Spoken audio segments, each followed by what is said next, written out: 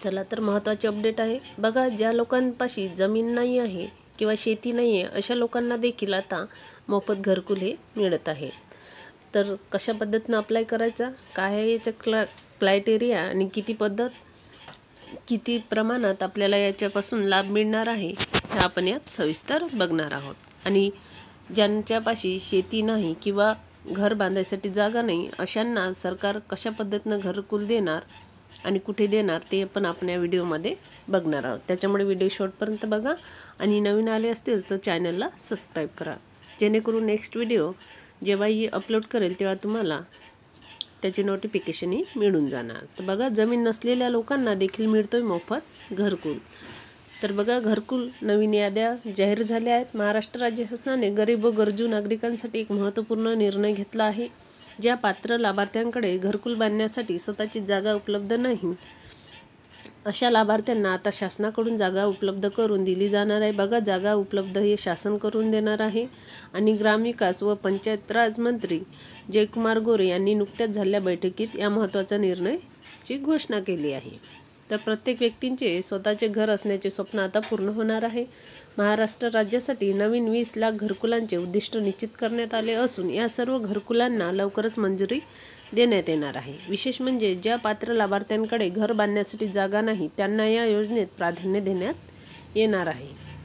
तर पारदर्शकता आणि सुलभ माहितीसाठी काही नियम आहे। योजनेच्या अंमलबजावणीत पारदर्शकता आणण्यासाठी आणि लाभार्थ्यांना सुलभ माहिती मिळावी यासाठी काही महत्त्वपूर्ण निर्णय घेण्यात आले आहे। तर बघा, प्रत्येक ग्रामपंचायतीच्या कार्यालयाच्या दर्शनी भागात मंजूर घरकुलांची यादी लावली जाणार आहे। यामुळे लाभार्थ्यांना त्यांचे नाव यादीत आहे की नाही हे सहज समजू शकेल। 2 नंबर आहे, अनुदानाचे हप्ते वेळेवर मिळण्याची व्यवस्था केली जाणार आहे, जेणेकरून बांधकाम विनाविलंब पूर्ण होऊ शकेल। तर बांधकामाच्या गुणवत्तेत विशेष लक्ष दिले जाणार आहे। निकृष्ट दर्जाचे काम टाळण्यासाठी संबंधित अधिकाऱ्यांना सूचना देण्यात आल्या आहे। आणि घरकुल योजनेत होणारा भ्रष्टाचार रोखण्यासाठी शासनाने विशेष उपाययोजना केल्या आहेत। काही ठिकाणी अनुदानाचा हप्ता मिळवण्यासाठी लाभार्थ्याकडून लाच मागितली जाते। अशा प्रकरणामध्ये लाभार्थ्यांनी संबंधित अधिकारी किंवा कर्मचाऱ्यांना पैसे न देता थेट तक्रार करावी असे सांगितले आहे। यामुळे आर्थिक शोषण थांबवता येईल आणि योजनेची अंमलबजावणी योग्य पद्धतीने होणार। लाभार्थ्यासाठी महत्त्वाची सूचना बघा, जागेची उपलब्धता। तर ज्या पात्र लाभार्थ्यांकडे घर बांधण्यासाठी जागा नाही त्यांना शासनाकडून जागा उपलब्ध करून दिली जाणार आहे। प्राधान्यक्रम जागा नसलेल्या पात्र लाभार्थ्यांना योजनेत प्राधान्य दिले जाणार आहे। बघा, ज्यांच्याकडे जागा नाही अशा लाभार्थ्यांकडे विशेष लक्ष दिले जाणार आहे। अनुदान वितरण, तर बांधकामासाठी अनुदान टप्प्याटप्प्याने दिले जाणार असून हे अनुदान थेट लाभार्थ्याच्या बँक खात्यात जमा केले जाणार आहे। गुणवत्तेनुसार बांधणी होणार। योजनेची अंमलबजावणी, तर योजनेची यशस्वी अंमलबजावणी होण्यासाठी शासन, स्थानिक प्रशासन आणि लाभार्थी यांच्यात समन्वय असणे आवश्यक आहे। यासाठी पुढील उपाययोजना आवश्यक आहे। तर नियमित पाहणी होणार, बांधकामाची प्रगती कितपर्यंत आली, काय आली, तक्रार निवारण, त्वरित तुम्ही तक्रार करू शकता, त्याचे तक्रार निवारण होणार। मार्गदर्शन, लाभार्थ्यांना बांधकामाच्या बाबतीत मार्गदर्शन केले जाईल।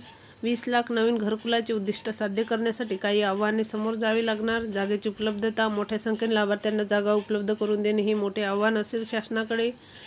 गुणवत्ता नियंत्रण, वेळेत पूर्णत्व म्हणजे वेळेत पूर्ण बांधकाम करणे आवश्यक आहे। महाराष्ट्र शासनाची महत्त्वाकांक्षी योजना गरीब व गरजू नागरिकांच्या घराच्या स्वप्नपूर्तीसाठी महत्त्वपूर्ण ठरणार आहे।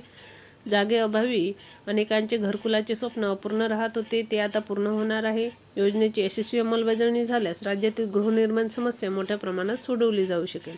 यासाठी शासन, प्रशासन आणि लाभार्थी यांचे समन्वय असणे आवश्यक आहे। तर बघा, या चॅनलला सबस्क्राईब करून ठेवा। नेक्स्ट व्हिडिओ याच्यावर 2-3 दिवसात येऊन जाईल। चला भेटू अशीच महत्त्वपूर्ण माहिती घेऊन नेक्स्ट व्हिडिओ।